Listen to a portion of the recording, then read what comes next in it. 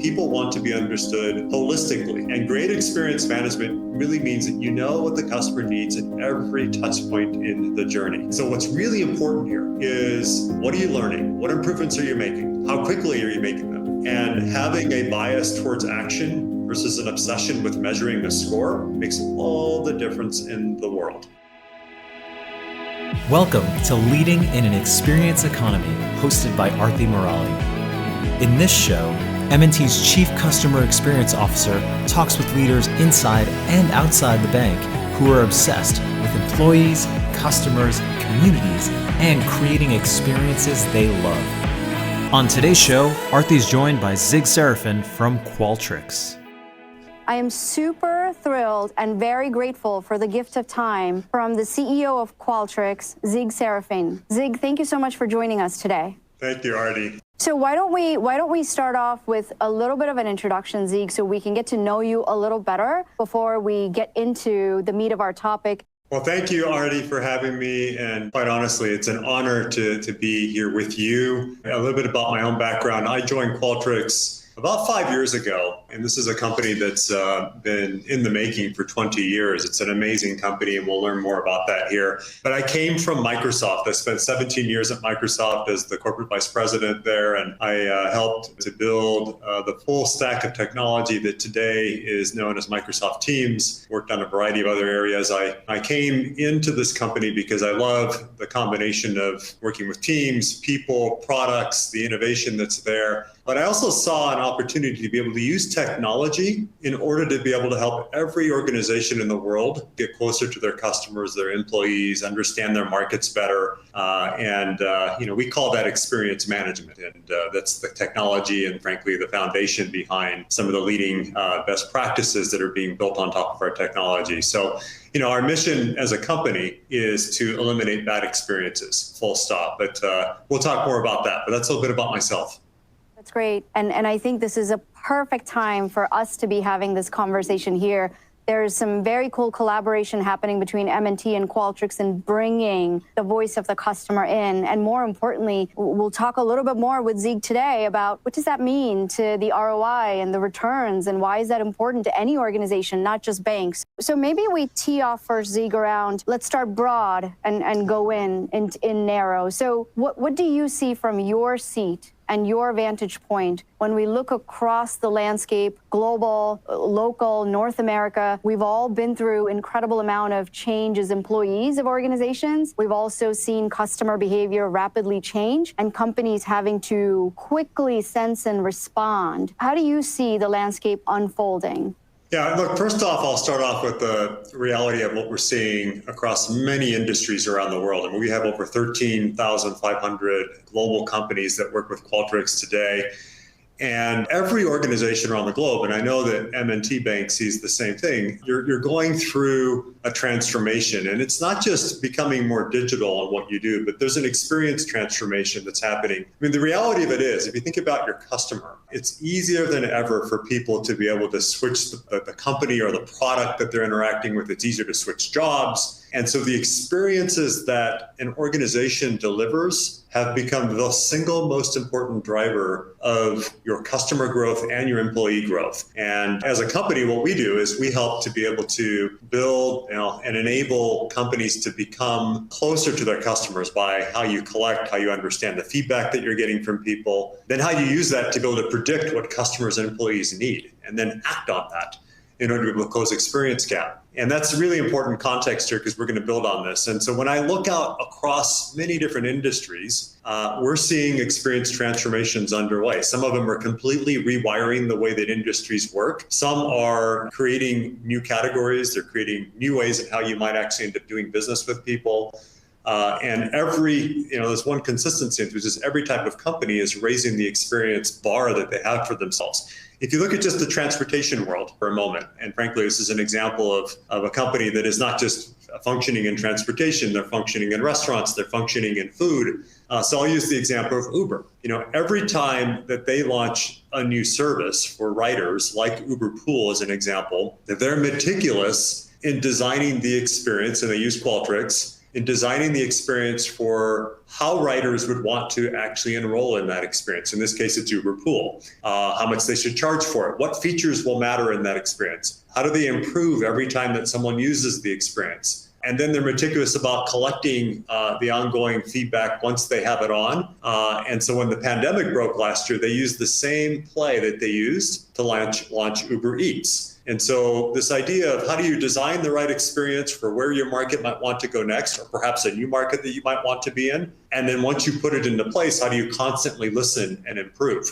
Let's switch industry for a bit and use BMW, another example. BMWs as cars are known as the ultimate driving machine. That's the model, it's the message, it's the inspiration behind the product. But they knew that they needed to be able to make the dealership service experience just as incredible as the driving experience when you go in to take your car in for service. And so they used Qualtrics to redesign and then continuously improve the entire service experience from when you walk into the dealership, which is ultimately corresponding to higher return purchase rates on the underlying product itself, the car. So it's easy to get comfortable with the traditions of the past that most companies have within the industry that they're in. But the reality of what we're seeing is the consumer cycle is changing. In fact, it's accelerated over the last year. And what people expect out of banking is also being reimagined.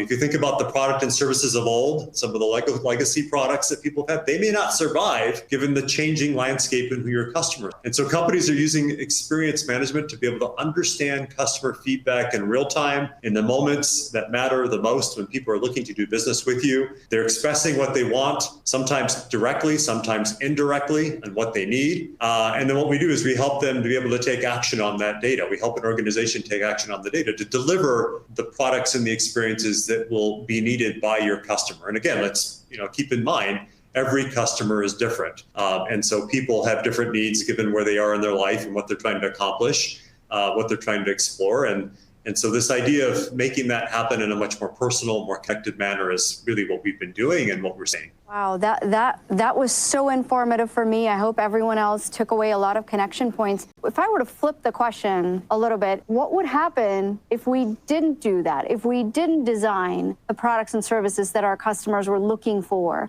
didn't continuously monitor how our customers are using those products and services and continue to innovate? It seems like the world has changed right now, and this is a bare minimum expectation. But can you talk a little bit about the scale and the pace that we need to go at and to make sure we do that? Yeah, and what's interesting, when I was at Microsoft, one of the things that we ended up hitting at a juncture point as a company is we realized that to be able to grow and frankly be a leader in a transition within technology, that was underway where cloud was becoming a big term and it was going to become a completely new discipline for how technology would be consumed and used. You had to become more empathetic to the people that you're building the technology for. And this concept of becoming more empathetic is not a one-time event. It becomes an organizational discipline for how you continuously learn what your customers, what your employees are thinking, what they're feeling. And then there's the discipline around how you end up distributing the insights across the organization and then rapidly take action to be able to meet the needs. And this is it's a constant life cycle that gets created, becomes a part of the culture of what you do. Now, let's get back to the heart of your question of what happens if you don't do this. If you think about this, with the increased retail banking competition, with where fintech is headed, with the rise of consumer-oriented fintech in particular, every customer is just one click away from going to another bank, or perhaps not entirely going away from you, but rather they just have 4 more other tiles on their phone, for example, of places that can click to do other business with. And so those become lost opportunities.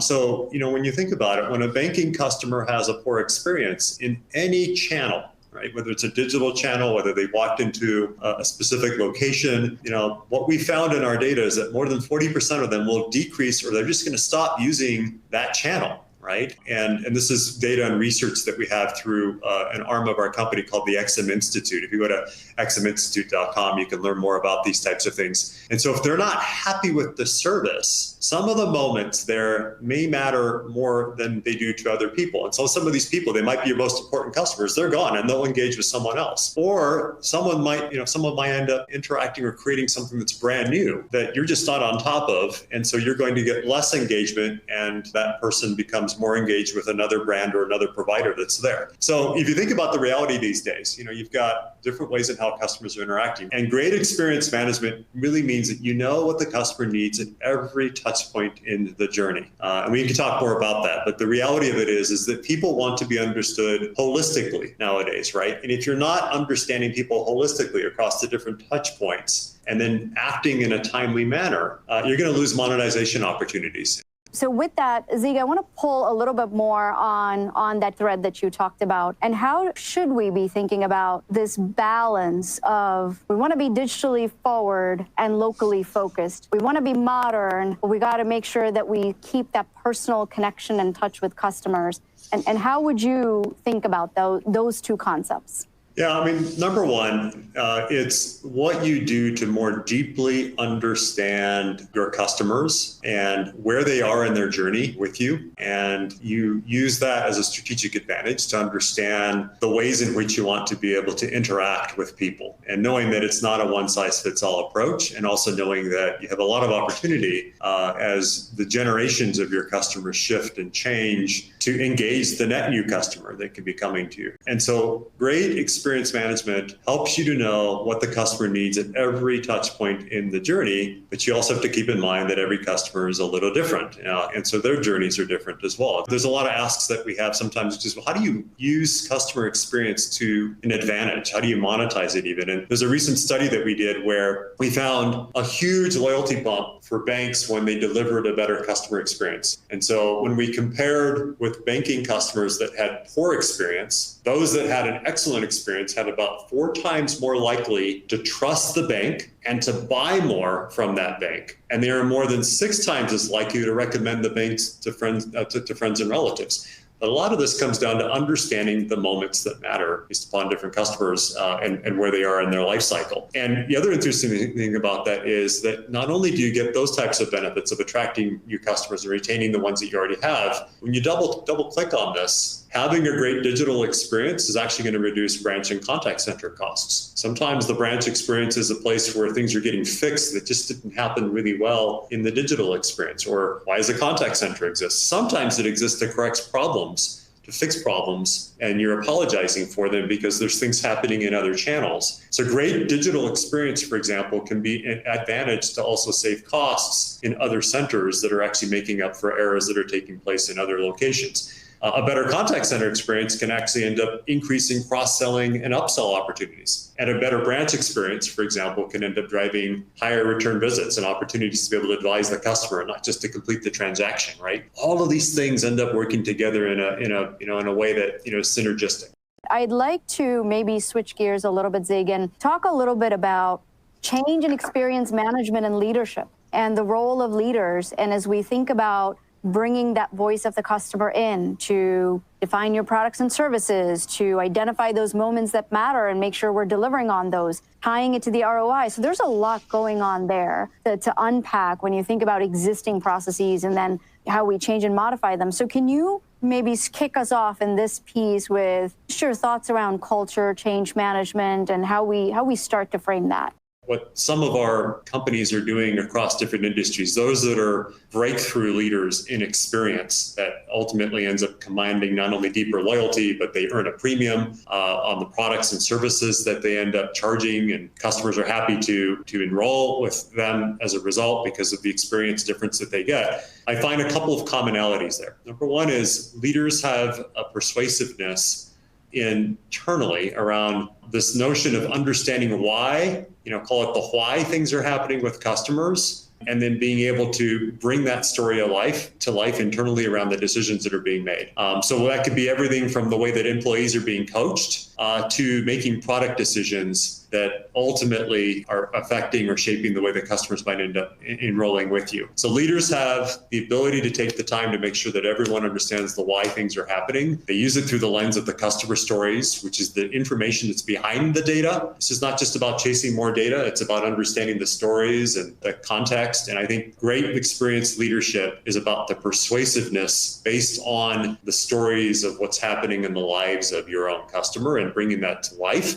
as part of the decision-making that takes place inside of the company, as part of the training and coaching that's happening inside the company. The second thing that I'm finding is the persistency. There's a persistence that exists in leaders where those that take the time to be able to organize around the things that they care most about, in the case of customer experience, it's persistently every week looking at the metrics that will matter day to day, week to week, and it affects or enables a cultural mindset. Sometimes it's a cultural shift, and it becomes a part of the way that things are being done. So if you say, how did we do in this particular branch location?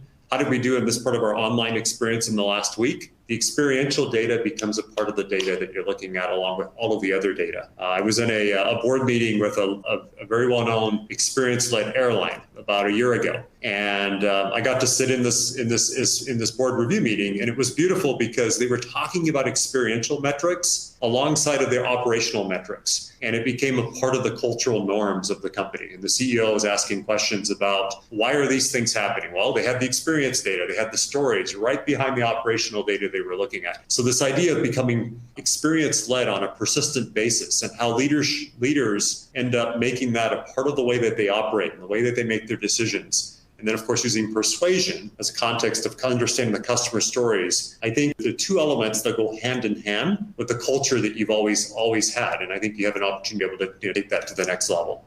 I'm really curious to talk about this unnamed airline, but the premium airline board meeting that you went to, which is very similar to the conversations we're having right now around value. And I find it fascinating, and if I could push on that just a little bit more, I do think there is a secret sauce there between looking at experiential data in context of business performance, plus context of the operational insights and the data to bring that full picture. So maybe you can talk a little bit more about how organizations should think about value and how we can be really comprehensive with that. Yeah, one of the things that's really important is when people think about realizing value, and I shared, some of the data from the recent study that we did of what happens in banking and what customers are likely to do, right? And we talked about that. But, we also live in a world where people have traditionally liked to simply say, hey, we have a customer satisfaction score of X, therefore we should feel good about ourselves. And that's not the reality anymore. I think you've seen the last decade of how technology has enabled companies to transform themselves and the speed at which they do things. Some people refer to that as a digital transformation. And, that's been unquestionably good for people. And it's presented a lot more information that people can end up using. But there's a shift, which is this idea of how do you run your company based on experience? How do you become more personal? How do you become more anticipatory in what you do? And then how does that actually end up helping you to actually realize the value that is made available to you in data? And really what it comes down to is taking action, plain and simple. And we see all the time organizations that have started on a customer experience journey, and they're so focused on the implementation of the technology and then looking at the metrics, and they miss the point. Okay. And one of the important points about this is that, and I'll share a story on this, which is one of our customers in financial services said something that I've never forgotten.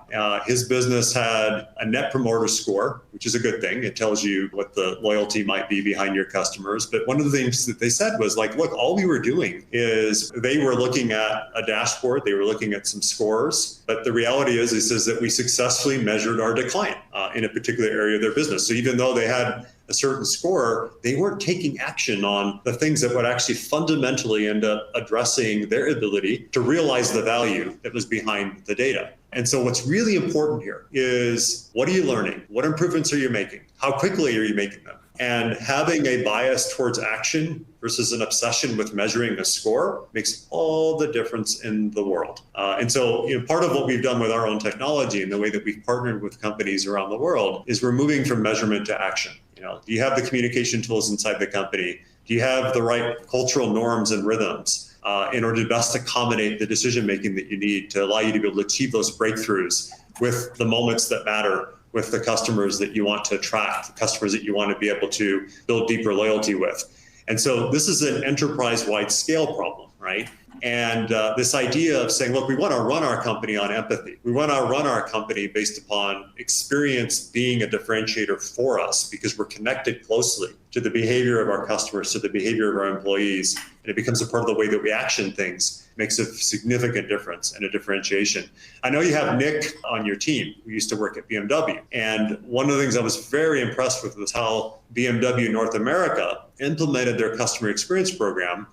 They had a corporate customer experience goal, and yet the individual dealerships, as I mentioned earlier, needed to be tied in with that corporate experience goal. And so what they did is they said, look, we're going to make sure that at the local dealership level, we have regular huddles that look at weekly trends, that bring people together, the service manager, the sales leaders, the general manager. And if there was a complaint or if there was an issue that wasn't corresponding with what the company would expect to happen, it wasn't about the score.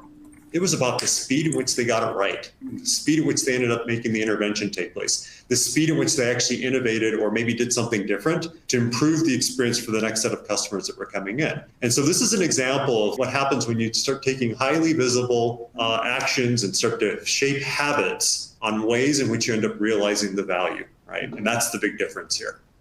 Those are very powerful insights and words. We want to thank you, Zig, for spending this time with us and sharing some really valuable insights. So thank you for your time. Yeah, and Aarthi, if I could leave you with one thing, there's a cultural dimension here, and it sort of builds on this last question. Part of what makes Qualtrics what it is we have a culture that is customer obsession, but it's also about being all in. And, I think what I'm seeing with the leadership I see coming from you, I think there's a commitment that you already have that's already built into your culture, being all in on your customers. And I think that goes right up the alley of experience management that I think is going to continue to help you to be a great customer experience leader. And that's going to be a differentiating advantage for you. Thank you, Zig. Thank you.